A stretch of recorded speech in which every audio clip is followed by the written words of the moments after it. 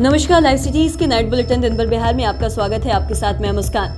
CM Nitish Kumar ने जनता दरबार लगाकर सुनी फरियाद, कई मामलों का किया निपटारा।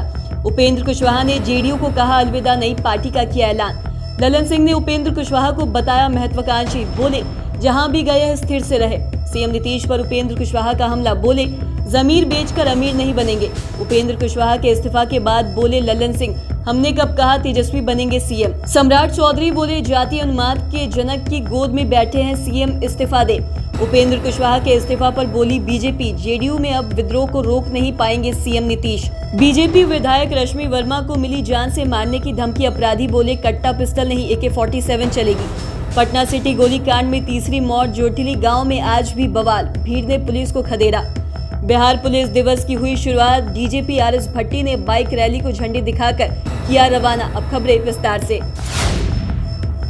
नीतीश कुमार ने बिहार में निकाली अपनी समाधान यात्रा, अभी समाप्त करने के बाद अब अपने काम पर फोकस करना शुरू कर दिया है। नीतीश कुमार ने एक बार फिर से जनता दरबार लगाना शुरू कर दिया है और सोमवार को नीतीश कुमार ने जनता दरबार लगाकर परिवहन योजना, विकास और साथ ही नगर विकास एवं आवास, ग्रामीण कार्य, ग्रामीण विकास, पंचायती राज समेत कई विभागों की समस्याओं को सुना और ऑन स्पॉट समस्याओं का निदान करते हुए अधिकारियों को इसके लिए निर्देश भी दिए। वहीं जनता दरबार के दौरान संबंधित विभाग के सभी मंत्री और मुख्य सचिव और साथ ही डीजीपी सहित सभी आला अधिकारी भी मौजूद रहे। सीएम नीतीश कुमार के साथ कई दिनों से चल रही अनबन के बाद उपेंद्र कुशवाहा ने जेडीयू को अलविदा कह दिया है। उपेंद्र कुशवाहा ने सोमवार को जेडीयू को छोड़ने का ऐलान करने के साथ साथ नई पार्टी बनाने की घोषणा भी की है और साथ ही उन्होंने अपनी पार्टी का नाम राष्ट्रीय लोक जनता दल रखा है। वहीं कुशवाहा ने विधान परिषद की सदस्यता से भी इस्तीफा दे दिया है। कुशवाहा अपनी पार्टी के राष्ट्रीय अध्यक्ष होंगे और उपेंद्र कुशवाहा ने कहा कि मैं पार्टी की तमाम जिम्मेदारियां छोड़ रहा हूं और साथ ही सीएम नीतीश कुमार और ललन सिंह को सुबह जानकारी दे दी थी। कुशवाहा ने कहा कि विपक्षी पार्टियों में एकता नहीं है और ऐसे में पीएम मोदी के लिए 2024 में जीतना आसान होगा। उपेंद्र कुशवाहा के अलग होने के बाद जेडीयू ने भी पलटवार किया है। जेडीयू के राष्ट्रीय अध्यक्ष ललन सिंह ने कहा कि कुशवाहा के व्यक्तित्व में सबसे बड़ी खामी उनकी अति महत्वाकांक्षा है, जिसके कारण वो कहीं अधिक दिनों तक टिक नहीं पाते। हम उनको शुभकामना देते हैं और एक खास सलाह भी देते हुए बताया कि अब वो जहां भी गए हैं वहां स्थिर होकर रहें। और कुशवाहा पर हमला करते हुए उन्होंने कहा कि वो पार्टी में आना चाहते थे। जेडीयू का कोई नेता नहीं चाहता था कि वो पार्टी में आए, लेकिन उसके बाद भी नीतीश कुमार ने पार्टी में शामिल कराया और साथ ही कुशवाहा दिसंबर से ही रोज दिल्ली आने जाने में लगे हुए थे। हर बात की जानकारी हम लोगों को थी, कहीं पे निगाहें कहीं पे निशाना था। जेडीयू के 72 लाख सदस्य बनाए गए, कितने सदस्य कुशवाहा ने बनाए। उपेंद्र कुशवाहा ने सोमवार को जेडीयू को अलविदा कहने के साथ साथ नई पार्टी का भी ऐलान कर दिया है। वहीं कुशवाहा ने सीएम नीतीश पर आरोप लगाते हुए कहा कि सीएम ने सारी चीजें तो गिरवी रख दिया है, बाप दादा की राजनीतिक संपत्ति को गिरवी रख दिया है और साथ ही आज महसूस कर रहे हैं कि हम जो हिस्सा मांग रहे थे, अब तो नीतीश कुमार के हाथ में राजनीतिक जायदाद है ही नहीं। उन्होंने तो बंधक रख दिया है और बंधक भी उन हाथों में रखा जिन्होंने बिहार को बर्बाद करने का काम किया है। कुशवाहा ने आगे कहा कि नीतीश कुमार जी ने बहुत अच्छा काम किया है, लेकिन कहा जाता है कि अंत भला तो सब भला, लेकिन अंत में आकर सब भला नहीं हुआ, अंत बुरा हो गया। आज नीतीश कुमार जी जिस ओर चल पड़े हैं वो बहुत ही बुरा है। और कुशवाहा ने कहा कि मैं अपनी जमीर बेचकर अमीर नहीं बन सकता। तेजस्वी को उत्तराधिकारी बनाने की सीएम नीतीश की घोषणा के बाद जेडीयू के अंदर सुलग रही आग को नेतृत्व की तरफ से शांत करने की कोशिश की जा रही है। सोमवार को उपेंद्र कुशवाहा के अलग होने के बाद उनके आरोपों पर पलटवार करते हुए ललन सिंह ने कहा कि राजद से कोई डील नहीं हुई है। वहीं 2025 के विधानसभा चुनाव में तेजस्वी यादव को मुख्यमंत्री का कैंडिडेट बनाए जाने के सवाल पर ललन सिंह ने कहा कि हमने कहा था क्या, हम बोले हैं क्या? अभी 2024 की बात करिए, 2025 की बात बाद में करेंगे। 2025 आएगा तो देखा जाएगा। अभी बिहार के मुख्यमंत्री नीतीश कुमार है। बता दें कि 13 दिसंबर 2022 को सीएम नीतीश ने तेजस्वी यादव को आगे बढ़ाने का ऐलान कर दिया था। तब उन्होंने 2025 के बिहार विधानसभा चुनाव में डिप्टी सीएम तेजस्वी यादव को लीड करने की बात कही थी। बिहार विधान परिषद में नेता प्रतिपक्ष सम्राट चौधरी ने पटना सिटी के जोटली कांड पर सीएम नीतीश पर जमकर हमला बोला है। उन्होंने कहा कि विशेष दल के गुंडे अपने आका के सह पर राज्य में जातीय उन्माद फैला रहे हैं और साथ ही तथा कथित सुशासन बाबू हाथ पर हाथ रख कर आराम कर रहे हैं।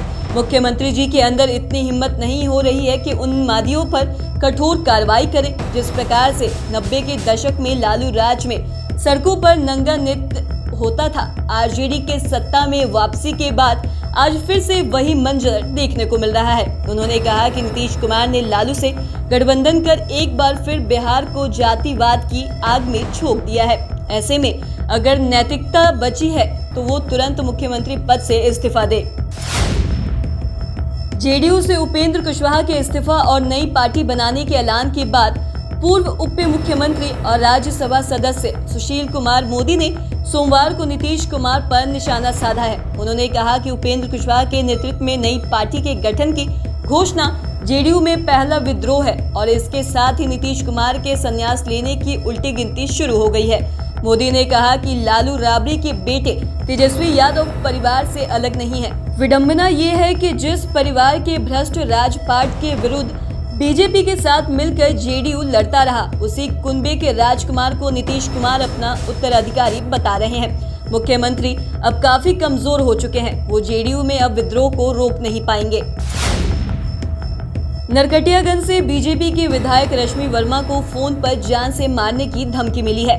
धमकी देने वाले ने कहा है कि अब कट्टा पिस्टल नहीं, AK-47 चलेगा, लाल बत्ती में चलना भूल जाओगी। हम तुम्हें स्कैन कर रहे हैं, मेरे बारे में एसपी से पूछ लेना। इस मामले में विधायक ने रविवार को पुलिस से मौखिक शिकायत की है और साथ ही धमकी की कॉल रिकॉर्डिंग पुलिस को सौंपा है। विधायक बताती है कि 16 फरवरी को करीब 3 बजे शाम में अपराधियों ने 3 बार फोन कर धमकी दी। मामले की गंभीरता को देखते हुए पुलिस जांच कर रही है और साथ ही उनकी सुरक्षा भी बढ़ा दी गई है। वहीं विधायक को धमकी मिलने के बाद पुलिस महकमे में हड़कंप मचा हुआ है।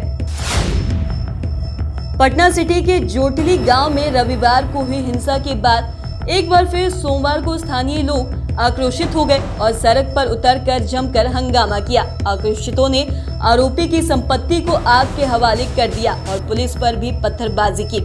इस दौरान पुलिस को भी पीछे हटना पड़ा। लोगों की मांग है कि आरोपी उमेश राय की जल्द से जल्द गिरफ्तारी हो और जेठुली गांव में स्थिति तनावपूर्ण बनी हुई है। इसी बीच आज गोलीकांड में घायल एक और शख्स मोनिका रॉय ने पटना के PMCH में इलाज के दौरान दम तोड़ दिया। बता दें कि रविवार को पटना सिटी थाना क्षेत्र के जोठिली गांव में पार्किंग को लेकर हुए विवाद में करीब 50 राउंड फायरिंग हुई थी, जिसमें 5 लोगों को गोली लगी थी, जिसमें 3 की मौत हो चुकी है।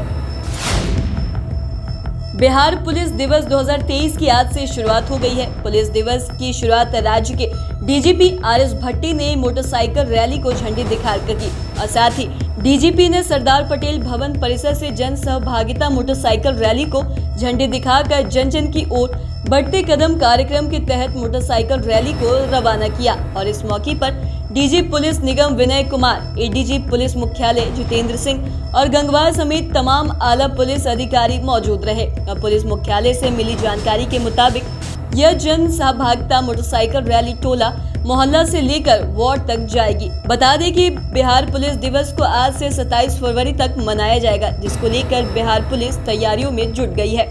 तो आज के इस वीडियो में इतना ही। अगर आपने अब तक हमारे चैनल को सब्सक्राइब नहीं किया तो तुरंत कर ले। साथ ही हमारे फेसबुक पेज को लाइक करें। वीडियो देखने के लिए आपका धन्यवाद।